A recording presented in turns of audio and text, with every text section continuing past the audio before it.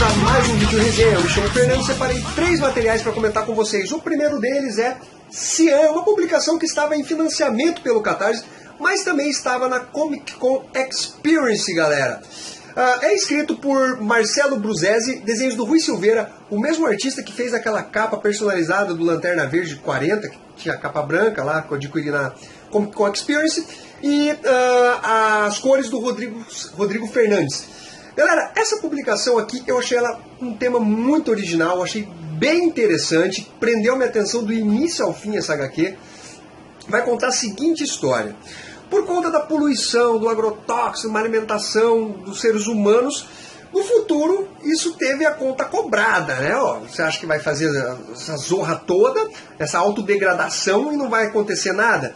Aconteceu o Black Doom, um câncer que acomete todas as crianças que acabam de nascer e elas morrem depois de poucas horas. Visando contornar esse problema que poderia levar ao fim da humanidade, a medicina e a tecnologia criaram um dispositivo que é o seguinte, é o Cian, o nome. E inclusive eu acho que vem de siameses. Não é dito na história, mas me parece um pouco óbvio. É o seguinte, se uma criança tem um problema, um câncer no coração, e a outra criança não tem, eles fazem uma troca entre essas crianças, de forma que uma suporte o problema da outra, e elas se tornam o Cian da outra. Por exemplo, tem problema no coração, a outra não, mas a outra tem um problema no fígado e a outra não. Então uma vai ser o Cian da outra. Acontece, galera, que se um dos Cians morrer, o outro também morre. Ou seja, não existe uma autonomia.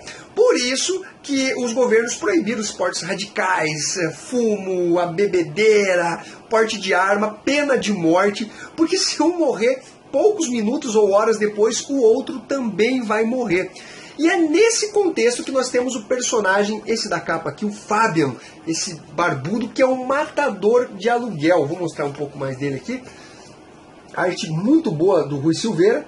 E o que acontece? O Fabian é um matador de aluguel e ele é contratado para matar pessoas do alto escalão, pessoas muito importantes. Mas ele não vai direto nessa pessoa e mata. Não, ele tenta descobrir o Cian dessa pessoa, aí ele vai atrás do Cian, mata e obviamente vai levar à morte dessa pessoa muito famosa. E os Cians, é muito interessante, eles não se conhecem, é proibido eles se conhecerem. Então você tem um Cian que você não sabe quem é.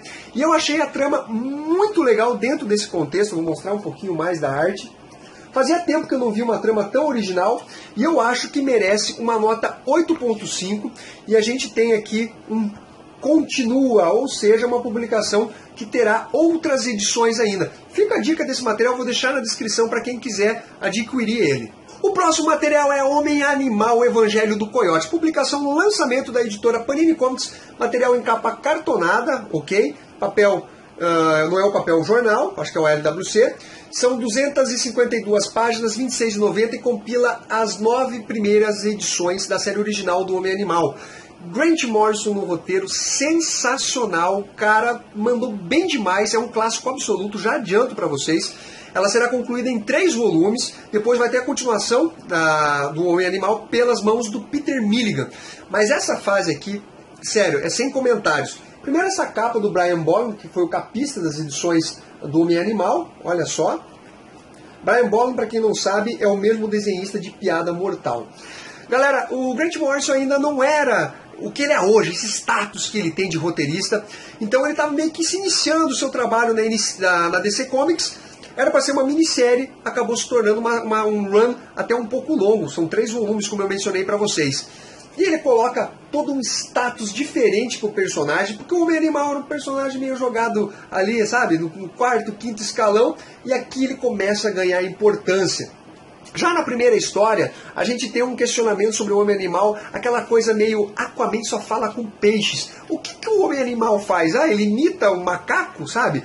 Não é bem isso daí que o personagem faz, mas era a visão de alguns leitores sobre o personagem. Um personagem meio decadente, aposentado, sem muita coisa para oferecer para os leitores.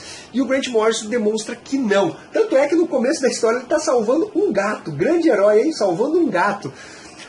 Vai ter uma reflexão muito grande com relação à família dele, a parte também de proteção aos animais, mas sem parecer proselitistas, sabe? Aquela coisa forçada, querer empurrar algumas coisas para o leitor. Eu achei que foi de forma muito bem feita essa transição do personagem aí. Ele para de comer carne, né, pela questão dos poderes dele, tem a relação de toda a família. Os poderes dele costumam dar defeitos. Vou mostrar um pouquinho da arte, que é muito bem desenhada pelo Chess Truog.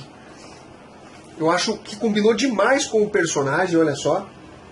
E o Homem-Animal, ele é sustentado pela esposa, o Buddy Baker, e ela questiona ele, o que ele vai fazer da vida, ele quer voltar a ser um super-herói, ele começa a vestir sua roupa, e todas as pessoas que têm problemas relacionados a animais e tal, acabam chamando ele. Tem uma situação que é a seguinte, ele vai para um laboratório, o cara fala que está fazendo pesquisas para AIDS, cura do câncer e tal, mas você já sabe que não é bem assim. E aparece uma mutação de diversos seres, e ele tem que lidar com um herói, mas que aqui está fazendo um papel de vilão, mas não é vilão, você consegue compreender as razões desse personagem que vai enfrentar o Homem-Animal. Depois, galera, a gente tem uma questão de um outro personagem que era um vilão, né, da série antiga lá da DC, é o Máscara Vermelha, e ele está tentando cometer suicídio. Até vou mostrar aqui a parte esse personagem aqui, ó. Ele está tentando cometer suicídio e o Homem-Animal vai lá trocar uma ideia com ele. Lembra, de certa forma, a Grande Aço Superman, tem uma história épica lá, de uma menina que quer cometer suicídio, o Superman chega do lado dela para conversar. E temos um grande clássico, eu considero uma das melhores histórias curtas já feitas, que é relacionada ao Evangelho do Coiote, que inclusive dá o nome a esse título aqui. Esse personagem aqui, o Coiote, vocês precisam ler essa história, ela é cheia de referências religiosas, obviamente vai sacar a quem ele está se referindo. Tem uma coisa de meio desenho animado também, sabe aquela do Coiote e o Papaléguas. Cara, esse material ele é muito bem escrito, eu vou mostrar um pouquinho mais para vocês. Não fiquem preocupados em achar que o Grant Morrison viajou, que ele, sabe, ficou pirando. Não, galera. É um trabalho que flui muito bem, você consegue ler sem ficar perdido. Obviamente tem algumas referências que talvez um leitor mais novo não vai captar, mas eu diria que é uma obra-prima sem dúvida nenhuma. É um trabalho assim espetacular. Ele vai enfrentar um vilão do Flash também, que é o Mestre dos Espelhos. E tudo isso ele vai construindo essa história, sabe? Ele não coloca palavras a mais. Você vê que é um trabalho muito bem feito, muito bem arquitetado pelo Grant Morrison na frente do Homem-Animal. Que nota que eu dou para essa publicação? Eu dou nota 10, eu acho excelente do começo ao fim. Eu não consegui achar uma falha nessa HQ. Os desenhos combinam bastante, ainda que eventualmente o artista deu uma escorregadinha, mas essas belíssimas capas também do Brian Boland chamam muito a atenção. Fica a dica desse material, eu insisto para vocês. Serão 3 volumes, pelo menos a fase do Grant Morrison junto ao Homem-Animal vocês precisam ter, porque isso aqui é material de colecionador. Para finalizar, Crônicas do Sobrevivente Gretel. Gretel é essa garotinha e Hansel é o irmão dela. E desenhado por Silvio B. e roteiros do Anderson Cabral. Eu adquiri esse material na Comic Con Experience. Olha só, olha que bacana o autógrafo que eles deram aqui. E aqui, essa caveira com dentes. Esse aqui já veio na edição, tá? Só esse aqui que eles fizeram. Galera, vai contar a história desses 2 irmãos que seriam a fábula João e Maria, mas obviamente totalmente modificada. Aqui eles estão num futuro bem negro, uma coisa apocalíptica. As crianças são usadas como sacrifício. É um negócio meio pesado. Lembra até um pouco Mad Max, assim, sabe? Uma certa forma. Até esse último filme aí. E galera, a arte do Silvio B é sensacional. Essa capa aqui já mostra bastante. E vai contar a história do João e Maria e seu pai, obviamente, tentando levar eles para uma espécie de sacrifício. Seria um sacrifício ou não? E é uma história um pouco curta, então eu não posso falar demais, mas é baseado no conto de João e Maria. Tem um plot twist bacana no final ali, sabe? Eu achei bem interessante. Não vou poder falar mais, senão eu vou acabar contando a história. Você já tem uma base de João e Maria.